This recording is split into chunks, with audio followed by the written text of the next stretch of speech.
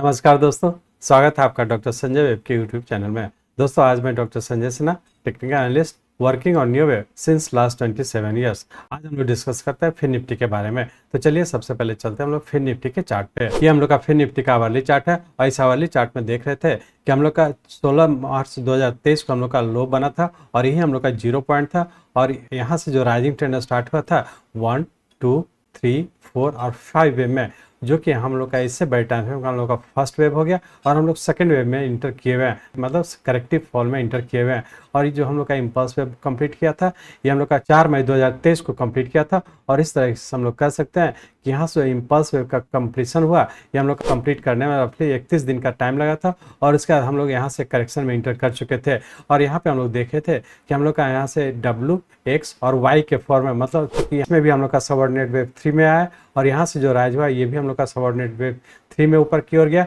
और यहाँ पे हम लोग देख रहे हैं कि पुनः हम लोग A, B और C ये हम लोग का 3 वेव में ही नीचे आया और इस तरह से हम लोग कह सकते हैं कि ये W, X और Y पैटर्न में हुआ। अब इस Y पैटर्न को भी देख रहे हैं तो यहाँ से हम लोग का एक करेक्टिव पैटर्न में जो कंप्लीशन हुआ, ये हम इसका सबऑर्डिनेट वेव को चेक करेंगे तो हम लोग देख रहे हैं कि यहाँ से हम लोग का ये B जो है हम लोग का इस A पॉइंट का 61.8% से ज़्यादा रिट्रेस नहीं किया, तो हम लोग ऐसा कर सकते हैं कि Y वेव का जो फॉर्मेशन हुआ एक जिगजैग पैटर्न में हुआ, सबऑर्डिनेट वेव जिगजैग पैटर्न में हुआ। लेकिन ये पूरे करेक्टिव पैटर्न को देखे तो हम लोग का पूरा करेक्टिव पैटर्न एक फ्लैट पैटर्न के फॉर्म में है, लेकिन फ्लैट पैटर्न का हम लोग का चूंकि यहाँ पर C वेव का फॉर्मेशन नहीं हुआ, एक 3 वेव में हुआ, तो इसलिए हम लोग यहाँ पे A, B और C वेव ना कहकर यहाँ पे हम लोग कह सकते हैं कि W, X और Y के फॉर्म में यहाँ पे पूरा किया और फिर से ऊपर कंटिन्यू हो जाने की संभावना है। लेकिन चूंकि यहाँ पे हम लोग देख पा रहे हैं कि जब हम लोग का 0 पॉइंट ये और यहाँ से हम लोग यदि ट्रेंड लाइन ड्रॉ कर रहे हैं तो यहाँ पे हम लोग का अभी कोई भी नया पॉइंट नहीं मिला है, तो ये इंडिकेट कर रहा है कि अभी हम लोग का जो करेक्शन में अभी भी कंटिन्यू रहने की संभावना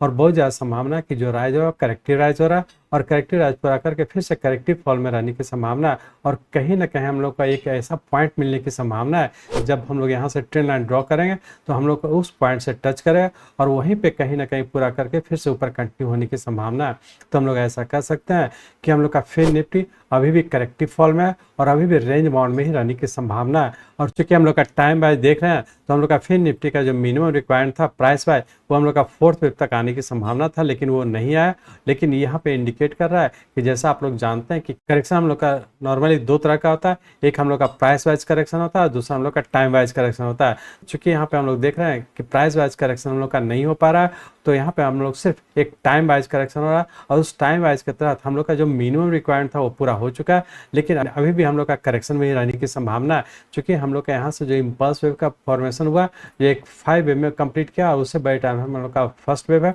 और ये फर्स्ट वेव बनने में हम लोग का 31 दिन का टाइम लगा और यहाँ से हम लोग का जो करेक्शन में है WXY के पैटर्न में, इसमें हम लोग का रफली 15 दिन बीत चुका है। लेकिन हम लोग का अभी भी जो यहाँ से हम लोग का सेकंड वेव मिलना चाहिए था ये 0 ट्रेंड लाइन को कंप्लीट करने के लिए, वो सेकंड वेव अभी नहीं मिला, तो हो सकता है कि अभी भी हम लोग का छोटे से एक रेंज बाउंड में ही रहने की संभावना है। तो हम लोग ऐसा कह सकते हैं कि अभी हम लोग का WXY तो बना है, लेकिन अभी हो सकता है कि फिर से एक करेक्टिव राइज X वेव के फॉर्म में ऊपर जा करके फिर से करेक्शन में ही रहने की संभावना है। मतलब आने वाला वीक भी हम लोग का छोटे से एक रेंज बाउंड में ही रहने की संभावना है। अब हम लोग ऐसा कह सकते हैं कि हम लोग का चूंकि करेक्शन यहाँ पे Y के फॉर्म में पूरा नहीं किया या फिर चूंकि अभी ऊपर का पैटर्न कंफर्म नहीं किया, तो हम लोग ऐसा कह सकते हैं कि अभी हम लोग का करेक्टिव फॉल था और फिर से करेक्टिव राइज में इंटर करने की संभावना है। लेकिन ऊपर के लिए हम लोग स्टॉपर से इसको फॉलो करेंगे। ऊपर का जो स्टॉपर है 19,632 का, जब तक ये पैटर्न कंफर्म नहीं करता हम लोग ये नहीं मानेंगे कि करेक्शन पूरा करके फिर से ऊपर कंटिन्यू किया है।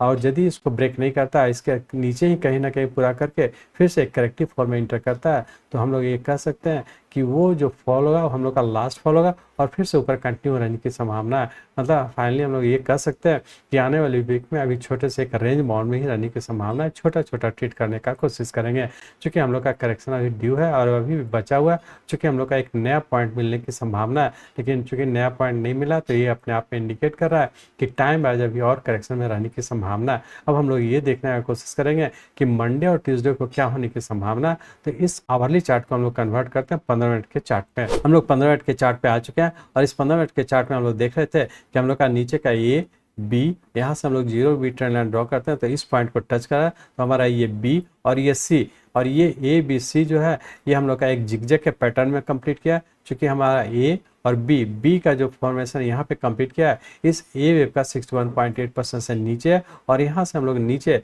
1 2 3 4 और 5 वेव मतलब सी वेव के फॉर्म में कंप्लीट किया तो हम लोग फाइनली ये कह सकते हैं कि इस 15 मिनट के चार्ट में हमारा ए बी और सी जो कि एक जिगजैग का पैटर्न कंप्लीट किया और यहाँ पे हम लोग देख रहे हैं कि पैटर्न कंफर्म कर चुका था और ये पैटर्न कंफर्म करने के बाद हम लोग ऐसा कह सकते हैं कि फिर से अपने ऊपर कंटिन्यू हो जाने की संभावना है। अब हम लोग ये कह सकते हैं कि आने वाले 2 दिन में कि मंडे और ट्यूसडे में क्या होने की संभावना है, तो इसके लिए हम लोग ये कह सकते हैं कि नीचे हम लोग का 19,200 और ऊपर 19,500 इसी रेंज बाउंड में रहने की संभावना है। नीचे का स्टॉप लॉस रखें 19,100 का, इस स्टॉप लॉस को ध्यान में रख करके डिक्लाइन पे बाई करके ऊपर के ऊपर प्रॉफिट बुक करने का कोशिश करेंगे। लेकिन अब हम लोग ये कह सकते हैं कि आने वाले वीक में क्या होने की संभावना, तो उसके लिए अब इस 15 मिनट के चार्ट को हम लोग कन्वर्ट करते हैं आवरली चार्ट में। पूरे वीक के लिए हम लोग बात करते हैं तो ऊपर के लिए हम लोग कह सकते हैं कि 19,500 और नीचे हो सकता है कि 19,100 इसी रेंज बाउंड में रहने की संभावना, क्योंकि पूरे वीक में बहुत छोटे से एक रेंज बाउंड में रहने की संभावना, तो छोटा छोटा ही ट्रेड करने का कोशिश करें। लेकिन सिर्फ एक चीज को ध्यान रखें कि जो भी फॉल हो रहा है पिछले 15 दिन से जो हम लोग का करेक्शन में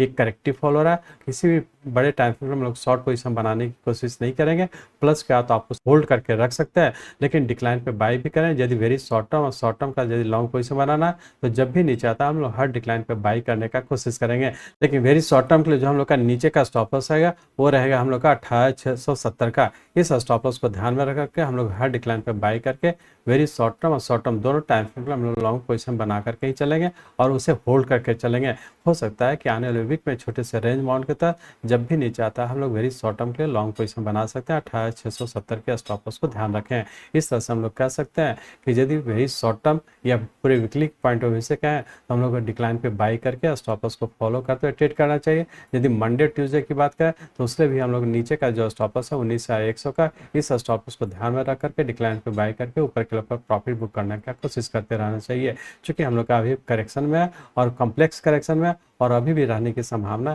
तो छोटा छोटा ही ट्रेड करने का कोशिश करेंगे। मैं चाहता हूं मेरे जीवन का लक्ष्य है इस मार्केट में कोई भी लूजर ना हो। इसको आप सीखें, लोगों को सिखाएं, लोगों को मदद करिए। हमारे साथ जुड़े रहने के लिए, आज के वीडियो को ध्यानपूर्वक अटेंड करने के लिए, इसे दूसरों तक पहुंचाने के लिए आप सबका बहुत बहुत धन्यवाद। जय हिंद।